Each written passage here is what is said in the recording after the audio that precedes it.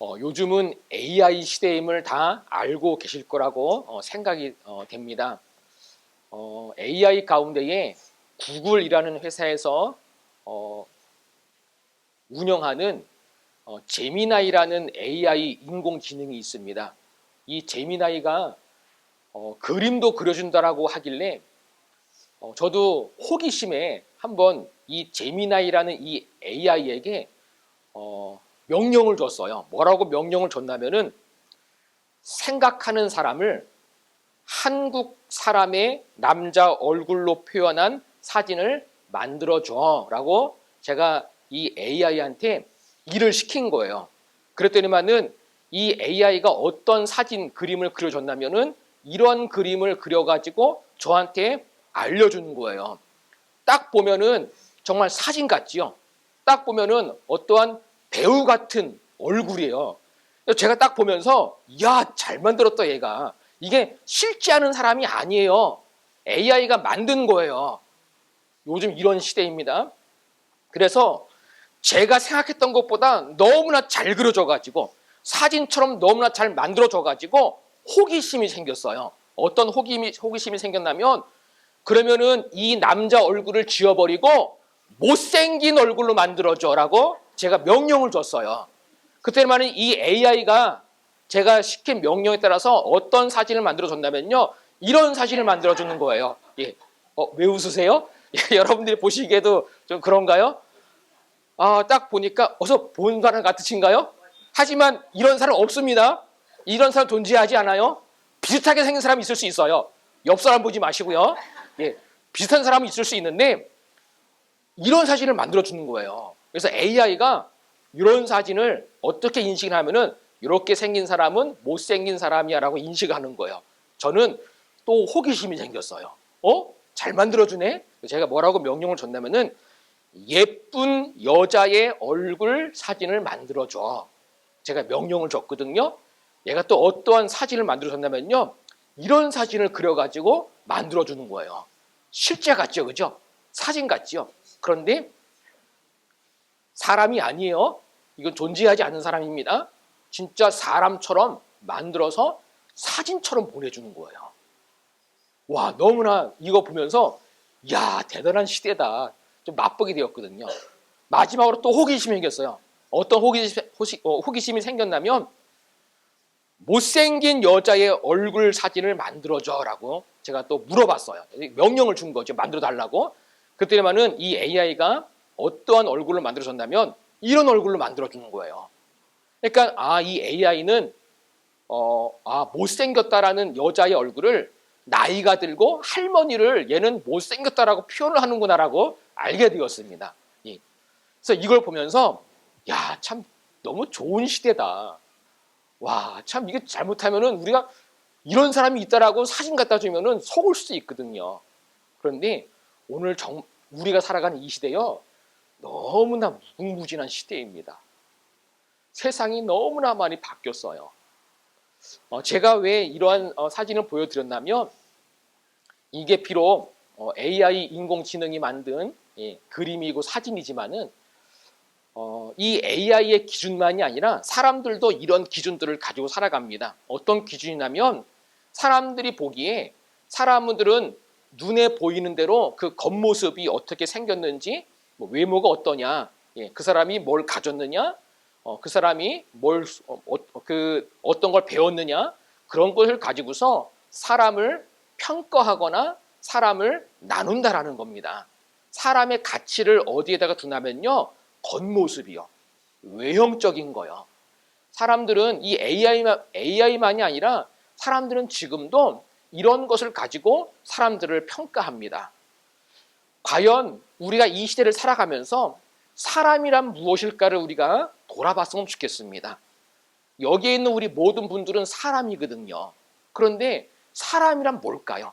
우리는 이 질문을 하면서 오늘 말씀을 우리가 같이 들어봤으면 좋겠습니다. 사람이 뭘까? 사람이란 어떤 존재일까? 여러분들은 이 질문에 대해서 어떠한 답을 가지고 계시는가요? 사람이란 어떠한 존재인지, 사람이란 어떠한 것인지에 대한 이 질문에 대해서 이렇게 나뉘는 것 같습니다. 하나님에 대해서 어떻게 믿느냐에 따라서 사람을 바라보는 관점이 다르더라고요.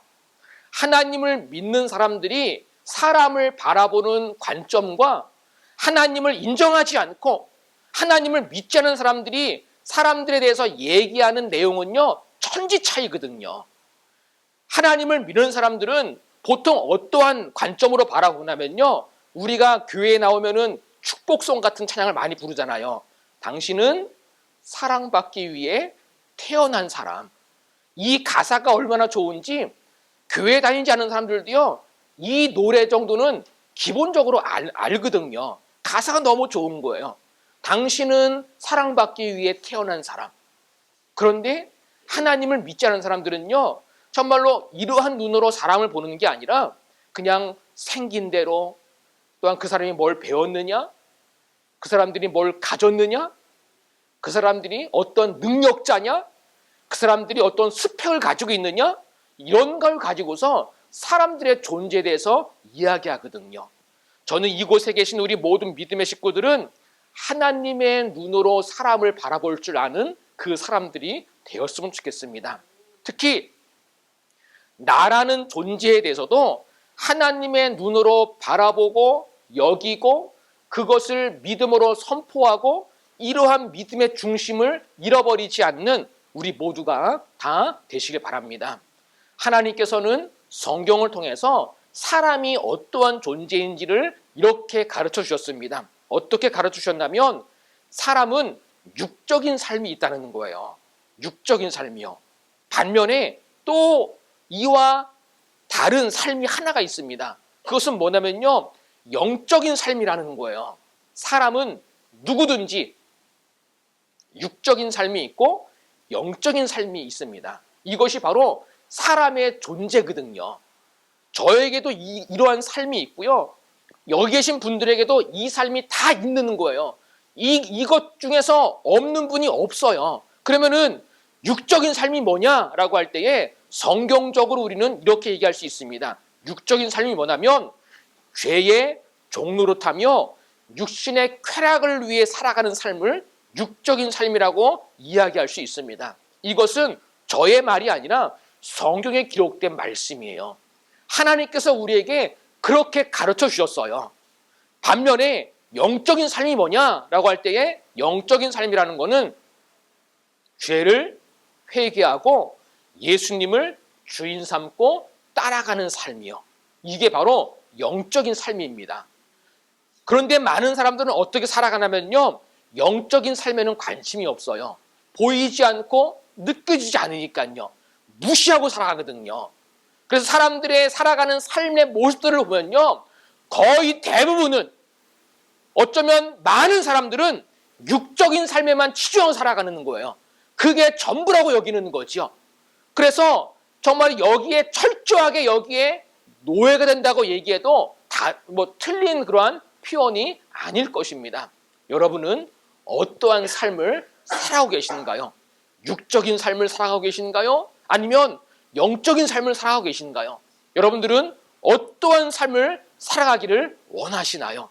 우리는 이 육적인 삶이라는 것은 다른 것이 아니라 육신을 입고 태어나서 육신의 정욕대로 즐기다가 내 마음대로 내가 하고 싶은 대로 살아가는 것을 육적인 삶이라고 이야기할 수 있습니다. 철저하게 여기에 사로잡힌 사람들은요, 하나님을 예배하지 않습니다. 주일날 이렇게 나와서 예배 안 드려요. 주일날 나왔다고 하더라도 예배 시간에 다른 생각 가지고 있어요. 그냥 몸만 나와 있고 생각은 다른 곳에 가 있는 사람, 이런 사람들을 우리는 육적인 삶에 사로잡힌 사람이라고 말할 수 있다는 겁니다. 이러한 사람들은요, 예수님을 따라가지 않습니다. 이러한 사람은요, 철저하게 자기 중심으로 살아가요. 우리는 돌아봐야만 돼요. 내 삶은 어떠한 삶인가? 혹시 나는 하나님 중심이 아니라 철저하게 나 중심, 내가 잘 돼야 되고 철저한 나 중심에 사로잡혀 살아가는 사람인가? 아니면은 그것이 바뀌어서 하나님 중심으로 살아가려고 힘쓰고 애쓰는 사람인가? 저는 우리 모든 믿음의 식구들은 육적인 삶에 사로잡힌 사람이 아니라 이제는 하나님 안에서 영적인 삶을 회복해가는 우리 모두가 다 되었으면 좋겠습니다. 우리에게는 지금 이것이 필요한 거예요. 우리가 교회를 왜 다니나요? 우리가 왜 예수님을 믿어야만 되나요? 우리가 왜 예수님을 붙잡아야만 되나요? 사실 이 땅을 살아가면서 많은 사람들이 그러잖아요. 뭐 예수님 믿는다고 뭐 돈이 생기냐? 예수님 믿는다고 뭐가 좋아지냐? 사람들이 조롱하고 비아냥거릴 때가 한두 번이 아니거든요. 너가 예수님을 믿는다고 하는데 너는 왜 그 모양대로 살아가냐? 많은 사람들이 조롱할 수도 있습니다. 나의 육적인 모습을 보고서요. 그런데요, 중요한 게 있어요. 내 삶이, 내 인생이 영적인 그러한 삶이 회복되기만 하면, 이것이 내 삶에 온전해지기만 하면요, 정말 우리 안에 기쁨이 있을 것이고, 우리 안에 은혜가 끊어지지 않을 것이고, 그것이 바로 하나님께서 나에게 원하시는 내 삶의 모습임을 우리는 알아야만 됩니다. 그러므로 우리는 영적인 삶이 회복돼야만 돼요. 내 삶 가운데 이것이 회복돼야 힘이 생기는 거예요. 예수님을 믿는 사람들이 왜 기뻐하는지 아세요? 예수님을 믿는 사람들이 고난이 없는 게 아니에요. 문제가 없는 게 아니에요. 고난 가운데에도 문제가 있어도 기뻐하고 평강을 누리고 어떻게 그렇게 살아갈 수 있느냐? 영적인 삶이 회복됐기 때문에 그렇습니다. 저는 이곳에 계신 모든 분들이 영적인 삶이 회복되어져 갔으면 좋겠습니다. 우리는 그 법을 배워야만 돼요. 어떻게 살아가면 되는지를 알아야만 돼요. 오늘 말씀은 이것을 얘기해 주고 있습니다. 5절 말씀에 보니까요, 같이 한번 읽어보겠습니다. 시작. 육신을 따르는 자는 육신의 일을, 영을 따르는 자는 영의 일을 생각하나니. 아멘. 육신을 따르는 자는 육신의 일을, 그러니까 육신을 따라 살아가는 사람은요, 육신에 속한 것을 생각한다는 거예요. 쉽게 말하면 이런 거지요. 내가 무엇을 먹고 무엇을 입고 무엇을 마시고 어떻게 하면 내 이 몸이 잘 될 수 있을까? 거기에만 관심이 있고 그것만 아는 사람은요, 육신에 속한 것만 생각하는 거예요. 이 몸만 잘 된다면요, 뭐든 하는 사람인 거지요. 그런데요, 사람들이 생각하기에, 내가 생각하기에는 그거 당연한 거 아니야? 그렇게 살아가는 건 맞는 거 아니야? 라고 얘기할 수 있겠지만요, 하나님은요, 절대로 그렇지 않다라고 말씀하셨습니다. 하나님께서는 분명히 성령을 따라 살아가는 사람은 성령에 속한 것을 생각한다라고 우리에게 가르쳐 주셨습니다. 이 말씀에서 우리가 분명히 알아야 될 것이 있어요. 무엇이냐면, 그렇다면 나는 생각을 하며 살아가고 말을 하며 살아가고 움직이며 살아가고 땅을 디디며 살아가고 있는 나는 무엇을 따라가는 사람인가? 나는 육신을 따라 살아가는 사람인가? 나는 성령을 따라 살아가는 사람인가? 둘 중에 하나입니다. 우리는 선택해야 돼요. 우리는 선택하고 걸어가야 돼요. 그것이 인생이거든요. 그런데 중요한 것이 있습니다. 하나님께서 보시기에 옳은 길을 선택해야만 되는 거예요. 저는 우리 모든 믿음의 식구들은 육신을 따라 살아가는 인생이 아니라 성령을 따라 살아갈 줄 아는 우리 모두가 다 되시기를 바랍니다. 그래서 저는 오늘 이 예배를 통해서 이곳에 앉아 계신 모든 분들이 다른 생각하지 마시고, 지금 마음을 다른 데 두지 마시고 한번 스스로의 삶을 돌이켜봤으면 좋겠습니다. 지금 이 시간 나라는 사람은 무엇을 따라가고 있는가? 오늘 말씀에 나온 것처럼 나는 그냥 태어나서 그냥 자연스럽게 그냥 육신을 따라 살아가는 사람인가? 나는 그것이 전부인 줄 알고 나는 그것을 생각하고 그 길로 가는 사람인가? 아니면 하나님께서 오늘 우리에게 말씀하셨던 것처럼 성령을 따라 살고자 하는 그 믿음이 있는가? 그 마음이 있는가? 그 중심이 있는가? 우리는 오늘 말씀을 통해서 우리 스스로를 말씀 앞에 비춰보고 돌이켜볼 수 있는 저와 우리 모두가 다 되었으면 좋겠습니다. 제가 왜 이 두 가지를 말씀을 하느냐? 하나님께서 우리에게 이 두 가지를 말씀하신 이유가 있습니다. 그것은 뭐냐면 무엇을 선택하느냐? 육신을 따라 살아갈 거냐? 성령을 따라 살아갈 거냐? 내가 생각한 대로 그 끝에는 두 가지로 나뉘게 됩니다. 첫 번째는 뭐냐면요, 사망이냐 생명이냐 갈라진다고, 나뉘어진다고, 길이 다르다고 하나님은 우리에게 가르쳐 주셨습니다. 이 말씀을 그냥 흘려보내지 말고 하나님께서 하신 말씀으로 받아들일 수 있는 우리 모두가 다 되시기 바랍니다.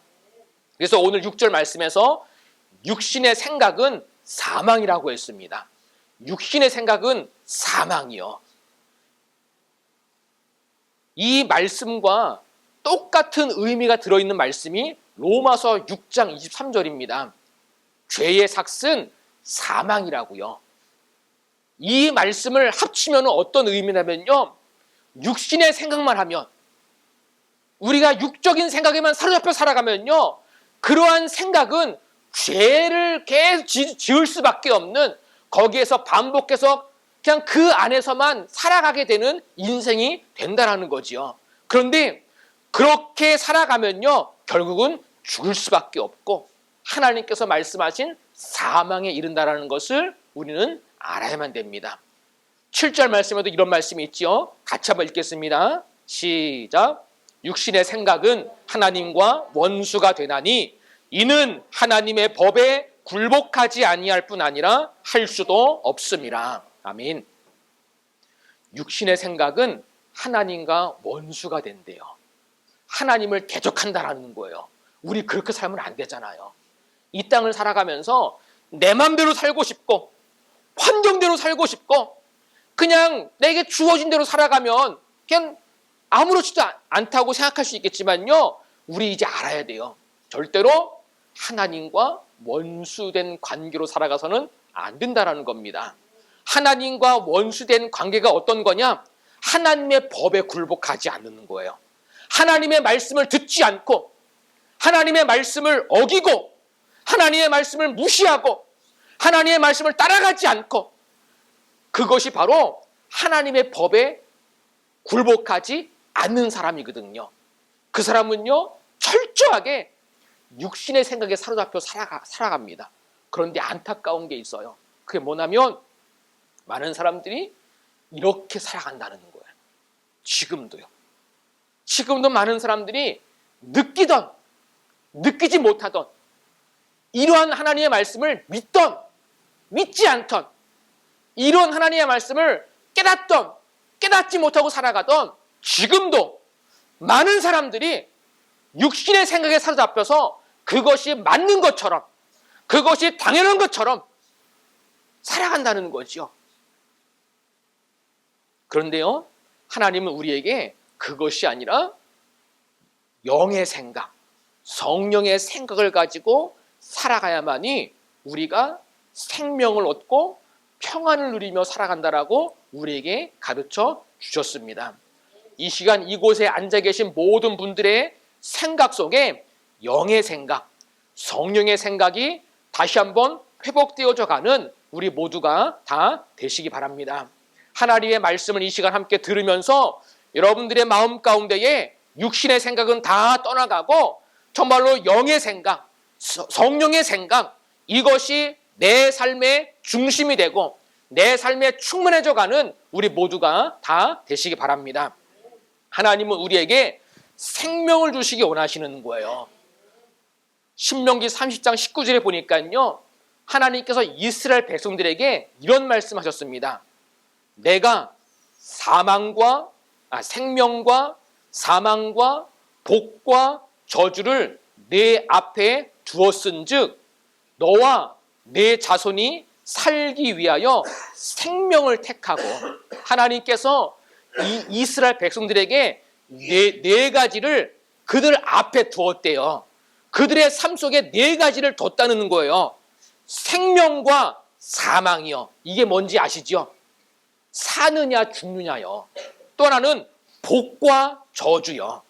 복과 저주가 이스라엘 백성들의 현실 앞에, 그들의 현실 속에 네 가지가 있는 거예요. 그러면서 하나님께서 말씀하셨어요. 너와 네 자손이 살기 위해서 무엇을 택하라고요? 생명을 택하라고요. 여기에 또 나와 있지 않지만요, 하나님은 저주를 택하지 말고 하나님의 복을 택하라고 하나님은 말씀하셨을 겁니다. 우리는 여기에서 분명히 알아야만 돼요. 하나님을 믿는다는 건요, 아무것도 하지 않고 가만히 있는 게 아니라 선택하는 거예요. 내가 택해야 돼요. 내가 결단해야 돼요. 내가 믿어야 돼요. 내가 믿지 않고 선택하지 않고 받아들이지 않고 아무것도 하지 않는다면요, 하나님의 생명이 내 삶에 들어오지 않습니다. 하나님의 복이 내 삶에 오지 않습니다. 우리는 하나님을 선택하고 하나님의 말씀을 선택하고, 하나님, 제가 오늘부터 하나님의 생명을 선택합니다. 하나님, 제가 저의 삶 가운데에 하나님의 복을 선택합니다. 이것이 우리 믿음의 모습이 되어야만 될 줄로 믿습니다. 저는 이곳에 계신 우리 모든 분들이 이렇게 선택할 수 있는 믿음이 있었으면 좋겠습니다. 하나님 앞에 우리도 똑같습니다. 지금 내 삶 가운데에 하나님이 4가지를 똑같이 주셨어요. 이스라엘 백성들에게만 해당하는 것이 아니라 나에게도요. 지금 여러분들의 삶 가운데에 정말로 이 4가지가 동일하게 있는 거예요. 하나님이 원하시는 게 있어요. 너는 무엇을 선택할 거냐라는 문제지요. 저는 이 시간 우리 모든 믿음의 식구들이 무슨 일이 있어도 하나님의 생명을 선택합니다. 하나님의 인도하심을 선택합니다. 이러한 믿음의 결단을 가지고 이제는 죽을 것을 선택하지 말고, 이제는 저주를 선택하지 말고, 하나님께서 내게 주실 것들, 나를 통해서 일하실 것들을 바라보면서 끝까지 하나님 편에 서 있는, 이 믿음을 지켜갈 수 있는 우리 모두가 다 되시기를 주님의 이름으로 부탁을 드립니다. 그것을 위해서 우리가 알아야 할 것이 있습니다. 우리 9절 말씀인데요, 같이 한번 읽겠습니다. 시작. 만일 너희 속에 하나님의 영이 거하시면 너희가 육신에 있지 아니하고 영에 있나니, 누구든지 그리스도의 영이 없으면 그리스도의 사람이 아니라. 아멘. 여기에 하나님의 영이라는 것이 나오고 그리스도의 영이라는 것이 나옵니다. 이게 뭘까요? 우리가 알고 있는 거라고 생각이 드는데, 하나님의 영, 그리스도의 영은 한마디로 이야기하면요, 성령을 얘기하는 거예요. 정말 내 삶 가운데 내 안에 성령이 거하고 계시느냐, 우리는 돌아봐야만 됩니다. 이거는 예수님을 믿는 우리들에게 정말 중요한 거예요. 교회를 다니는 우리들에게 정말 중요한 거예요. 내 안에 누가 거하시느냐. 내 안에 내가 있으면 안 돼요. 내 안에 더러운 것이 있으면 안 돼요. 내 안에 악한 것이 있으면 안 돼요. 내 안에 성령님이 거하시게 해야 돼요. 내 삶에 성령님이 거하시면 그 사람은요, 육신에 있는 게 아니에요. 육적인 생각을 따라갈 수가 없는 거예요. 성령의 생각을 따라가는 거죠. 그 사람을 영의 사람이라고 이야기합니다. 영적인 사람이라고 이야기하는 거예요. 영적인 사람이라는 건요, 성령이 거하며 살아가는 사람을 영적인 사람이라고 이야기합니다. 저는 이곳에 계신 모든 분들이 이 사람이 되었으면 좋겠습니다. 영적인 사람이요. 내 삶 가운데, 내 마음 가운데, 내 생각 가운데에 성령이 거하시는 사람. 성령이 거하면요, 우리 안에 담대함이 생겨요. 성령이 거하면요, 우리 안에 힘이 생겨요. 성령이 거하시면 우리 안에 지혜가 생겨요. 그 힘으로 살아가는 거예요. 하나님이 우리에게 이것을 원하시는 거예요. 그러기 위해서는 내가 해야 될 것이 있습니다. 그것이 뭐냐? 성령이 내 안에 거하시게 하기 위해서 우리가 해야 될 것이 있는데, 죄를 회개하는 거예요. 죄가 내 안에 회개를 통해 가지고 용서함 받기만 하면요, 성령께서 내 안에 거하시는 거거든요. 우리 왜 이렇게 얘기할 수 있냐면요, 사도행전 2장 38절입니다. 같이 한번 읽겠습니다. 시작. 베드로가 이르되 너희가 회개하여 각각 예수 그리스도의 이름으로 세례를 받고 죄 사함을 받으라. 그리하면 성령의 선물을 받으리니. 아멘. 예수님을 믿는 사람들은요, 이 두 가지가 필요하거든요. 죄에 대해서 회개하는 거예요. 그리고 회개하면요, 하나님께서는 분명히 다 용서해 주신다라고 약속해 주셨습니다. 예수님은 죄 사함을 주시는 분이거든요.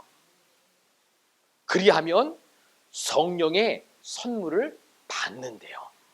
여러분의 삶 가운데 여러분들 안에는 이 성령의 선물이 거하고 있나요? 여러분들은 이것을 받으셨나요? 이것을 누리고 계신가요? 혹시 잘 모르겠는데요. 글쎄요. 느껴지지 않는데요.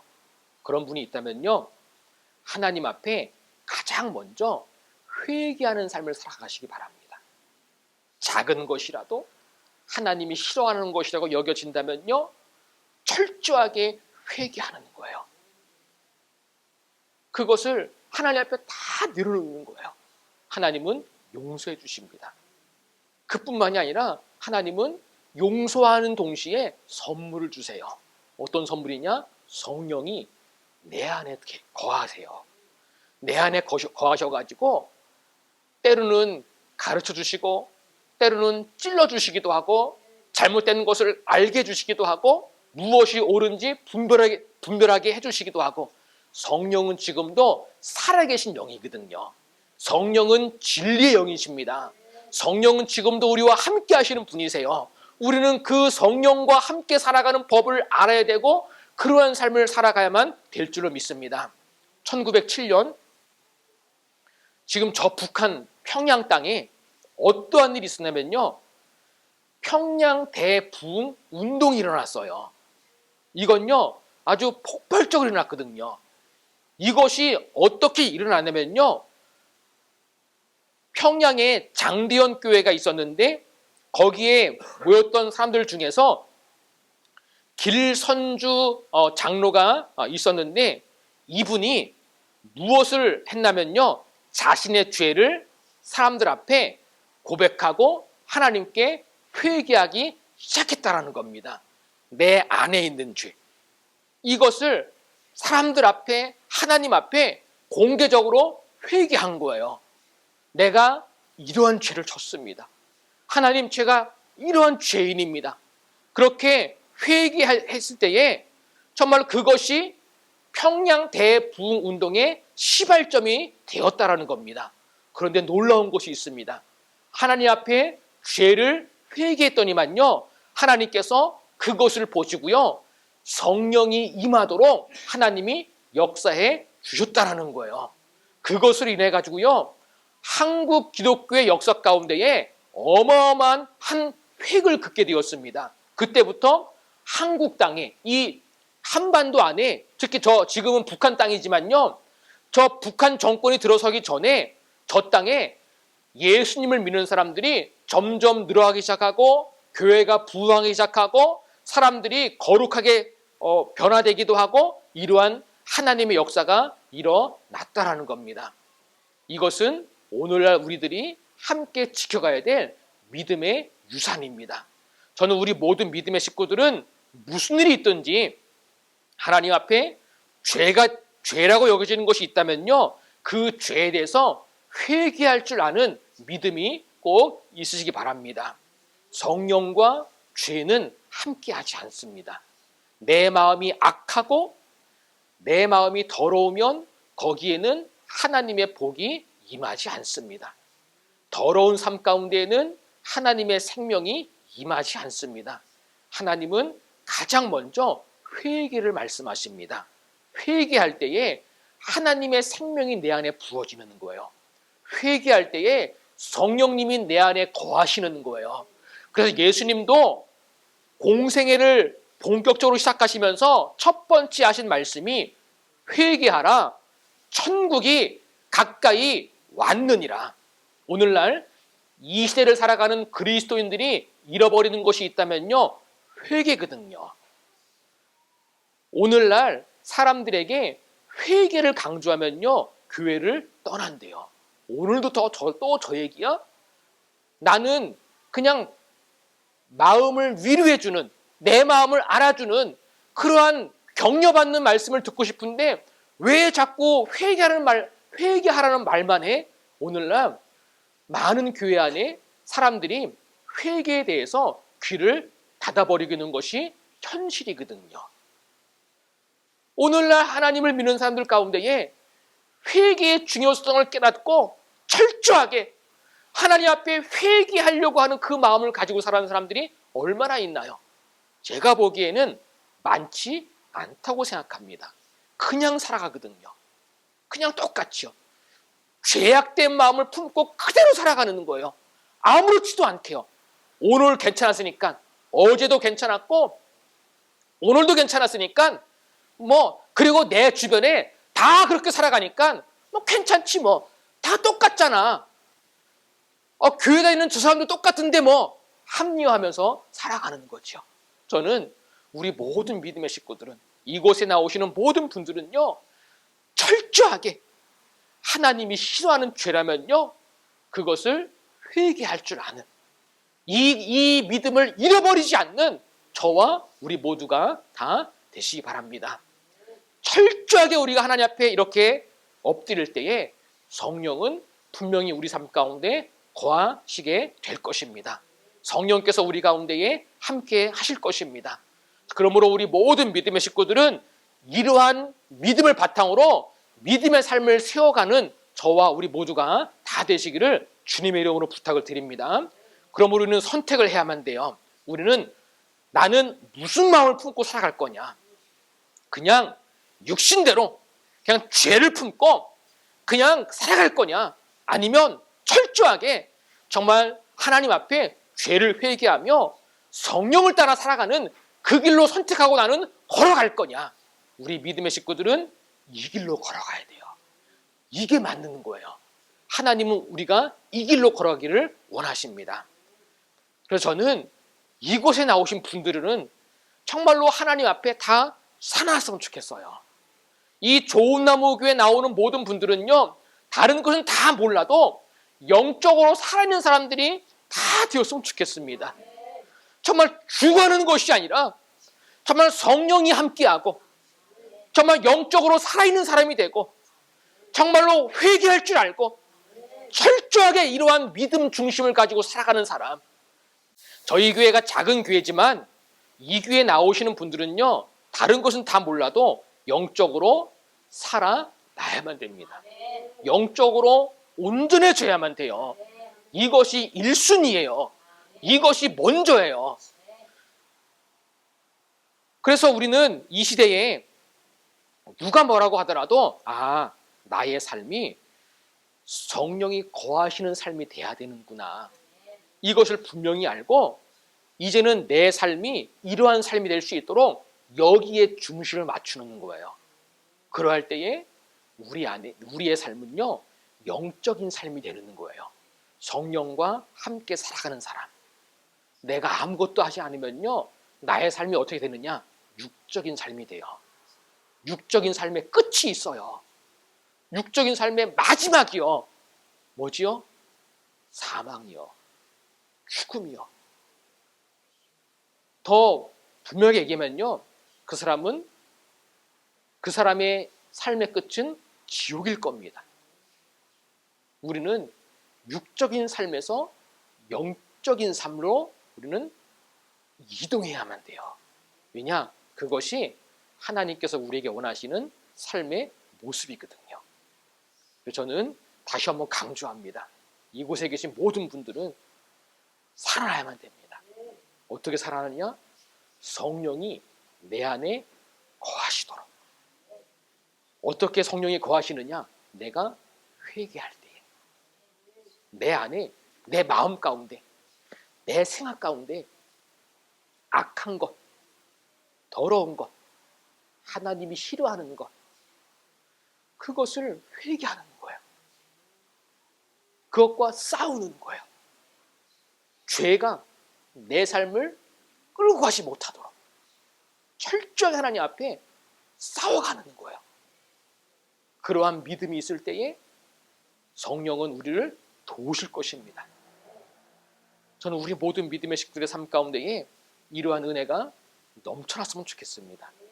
그래서 한 명도 빠짐없이 정말로 머리부터 발끝까지 정말로 성령님이 함께 하시는 이 믿음으로 살고 이 믿음을 지켜가고 이러한 일에 함께 걸어가는 우리 모두가 다 되시기를 주님의 이름으로 부탁을 드립니다.